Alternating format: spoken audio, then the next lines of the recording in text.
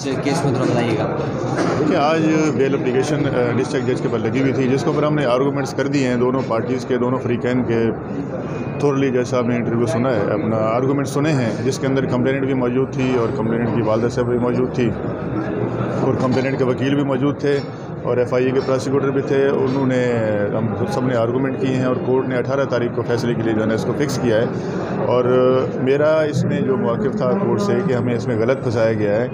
और ऐसी कोई वीडियोस ना तो दानिया ने बनाई हैं, ना ट्रांसमिट की हैं, ना डिस्प्ले की हैं और ऐसा ही FIA के पास ऐसा कोई सबूत मौजूद भी नहीं है। जो कि वो अपने आर्गूमेंट के अंदर जो है ना, जो वो बात कर रहे थे तो उन्होंने ऐसी कोई बात जो है ना वो रिकॉर्ड में ले, वो कहते हैं जी इंटरव्यूज़ में माना है। अब वो कहते हैं यासिर शामी को जो उसने 11/5 को इंटरव्यू दिया है उसके अंदर उसने कहा है जो है ना, और यासिर शामी का आज मई 2022 का ये वाक़या शो कर रहे हैं, आज तकरीबन 8 महीने हो गए। यासिर शामी का FIA उसका स्टेटमेंट रिकॉर्ड नहीं कर सकी जो ना। अब एक मकसूद कैमरामैन का हवाला देते हैं, मकसूद कैमरामैन, आई डोंट नो कि ये उसका कैमरामैन है या नहीं है, उसने भी ऐसी कोई वीडियोज़ इनको प्रोवाइड नहीं की यासिर जो मकसूद कैमरामैन है। तो ये जो एलिगेशन है टोटली दानिया शाह के ऊपर फॉल्स हैं, बेसलेस हैं और उनके ऊपर जो इल्ज़ाम लगाया गया है वो टोटली झूठा है और FIA का बिल्कुल जो है वीक केस है और कमज़ोर केस है। एक बेगुनाह लेडी जिसने कोई जुर्म ही नहीं किया जो है ना, उसको जो है ना एक झूठी कंप्लेन के तहत जो है ना उसको गिरफ़्तार करवाया और उसको जेल में डाला है, क्योंकि वो डॉक्टर आमिर लियाकत की थर्ड वाइफ हैं, उसकी बेवा हैं और वही उसकी जो है ना कानूनी वारिस हैं। इनको कहीं ये खदशा है कि कहीं ऐसा नहीं हो कि वो अपनी आमिर लियाकत की जायदाद में से हिस्सा नहीं मांग लें। तो मैंने आमिर लियाकत साहब की जो प्रॉपर्टी के डॉक्यूमेंट्स हैं वो भी कोर्ट को दिए हैं हमने, और कोर्ट क्योंकि ये कहते थे उसकी कोई प्रॉपर्टी नहीं है, वो प्रॉपर्टी के डॉक्यूमेंट्स भी हमने सबूत के तौर पे इनको ला के दे दिए। और दानिया ने थाना ब्रिगेड के अंदर भी एप्लीकेशन दी हुई है, इवन के उसके ऊपर भी कोई कार्रवाई नहीं हुई। फिर पोस्टमार्टम के लिए भी हमने जो है सुप्रीम कोर्ट के अंदर चैलेंज किया हुआ है कि जी मेरे जो हस्बैंड हैं उसका मर्डर किया गया है, उसका जो है सुप्रीम कोर्ट जो है ना अलाउ करे और उसकी जो है पोस्टमार्टम कराया जाए, उसकी कब्र को सही कराया जाए। तो ये लिटिगेशन कोर्टों में चल रही है और आमिर लियाकत ने अपनी ज़िंदगी के अंदर भी जो है ऐसी कोई कंप्लेन जो है वो दानिया के खिलाफ नहीं की थी, बल्कि उनका मैंने एक ट्विटर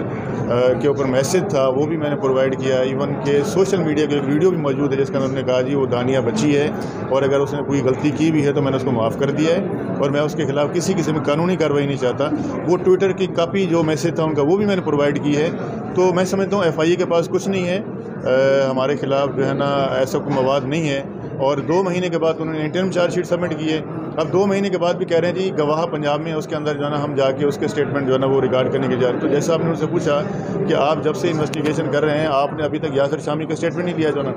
उन्होंने कहा जी वो पंजाब में रहते हैं। उन्होंने कहा अगर आप जो है मुलज़मा को मैं कहता हूँ पंजाब से ला सकते हो तो आप उसका स्टेटमेंट क्यों नहीं ले सकते हो जो ना। तो आप वहाँ लाहौर में जो उनका ऑफिस है उसके थ्रू भी जाकर स्टेटमेंट लेते हैं जो ना। तो जो मजिस्ट्रेट साहब ने हमारी बेल डिसमिस की थी उन्होंने कहा था जी इन्वेस्टिगेशन अंडर प्रोसेस है, प्री मैच्योर स्टेज था, उसकी वजह से की थी।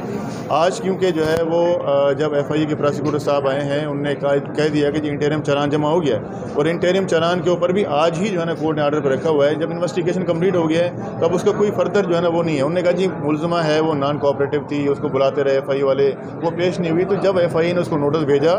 उसने बाकायदा उसका रिप्लाई दिया, उसने कहा मुझे कंप्लेन की कापी दीजिए कि मेरे पे इल्ज़ाम क्या है। अब ये कहते हैं जी डॉक्टर साहब की जो डेथ है वो स्ट्रेस से हुई, डिप्रेशन से हुई। तो भाई पोस्टमार्टम तो आपने नहीं होने दिया,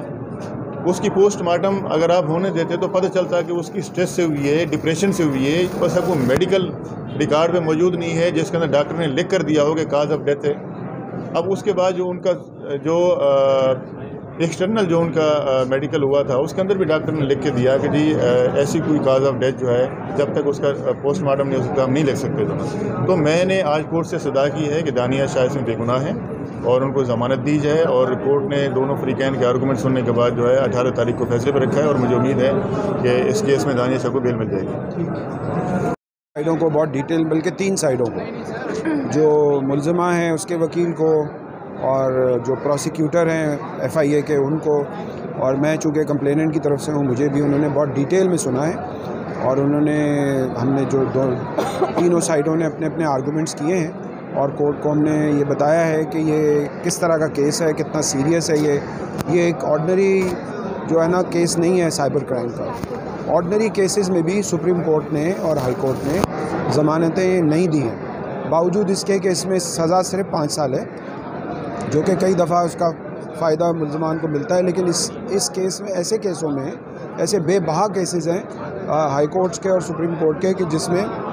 ان کو وہ کنسیشن نہیں دیا گیا، اور کورٹ نے کہا ہے کہ یہ ایک ہینیس کرائم ہے،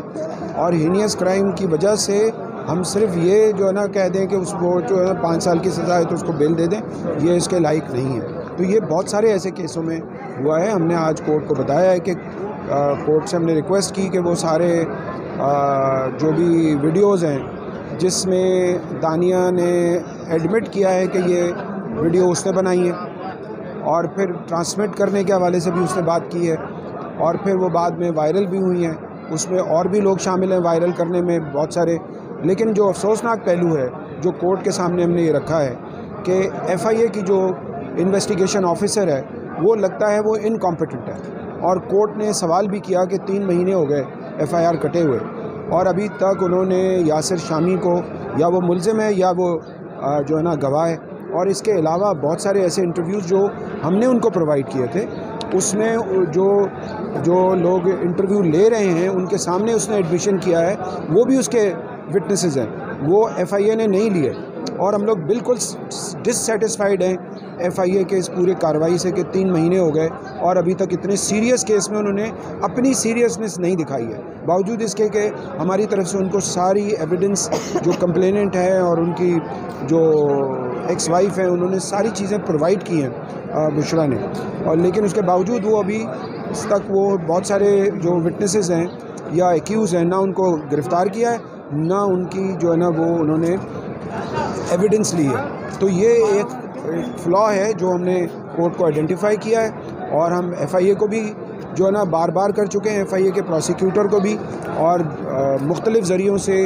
جو ہے نا وہ کمپلیننٹ اور ان کی مدر جو ہیں وہ بتا چکی ہیں، لیکن مجھے لگ رہا ہے کہ ان کو کوئی سنوائی، ان کا کوئی انٹرسٹ رہا نہیں ہے اس میں۔ حالانکہ یہ بہت سیریس کیس ہے، ہم اس کو ایک ایگزامپل بنانا چاہتے ہیں اس کیس کو، کہ جو جس طرح سے ایکیوز نے جو کچھ کیا ہے وہ معافی کے قابل نہیں ہے، کیونکہ اس میں صرف آفینس جو ہے نا وہ سائبر کرائم میں نہیں ہوا، اس میں اس کو لیڈ کرتے ہوئے جو عامر لیاقت کے اپنے جو انٹرویوز ہیں، ویڈیو اور آڈیو انٹرویوز، اس میں انہوں نے کہا ہے کہ وہ اس کی وجہ سے سخت ڈپریشن میں، اور ڈپریشن میں ہی ان کی ڈیتھ ہوئی ہے، اور پھر انہوں نے جو اپنی ایک جو جواب بنایا تھا خلا کے کیس میں، گو کہ ان کے وکیل بار بار یہ میڈیا میں بھی یہ کہہ رہے ہیں اور ہر جگہ کہہ رہے ہیں کہ جی ان کا کمپرومائز ہو گیا تھا، ان کو معاف کر دیا تھا، کوئی معافی نامہ نہیں ہے اور کوئی کمپرومائز نہیں ہے، کیونکہ وہ جو خلا کا کیس تھا وہ بہاولپور میں تھا، وہ ڈیتھ کے بعد انہوں نے وڈرا کیا، اور اس میں بہت سارے الزامات ہیں جو اس نے آلریڈی لگائے ہیں، اور یہ جو ایف آئی اے نے بھی یہ بات پریزنٹ کی کہ جب یہ ویڈیو بنائی گئی اور ریلیز کی گئی تو اس کے بعد یہ خلا کا کیس فائل ہوا ہے اور بلیک میلنگ ہوتی رہی ہے، اور اس کے بعد پیسے جو ہے نا وہ عامر لیاقت کے اکاؤنٹ سے ٹرانسفر ہوتے رہے دانیہ کے اکاؤنٹ میں۔ تو یہ ساری بلیک میلنگ کا ایک جو ہے نا پروف ہمارے پاس موجود ہے، جو ایف آئی اے ابھی تک اس کو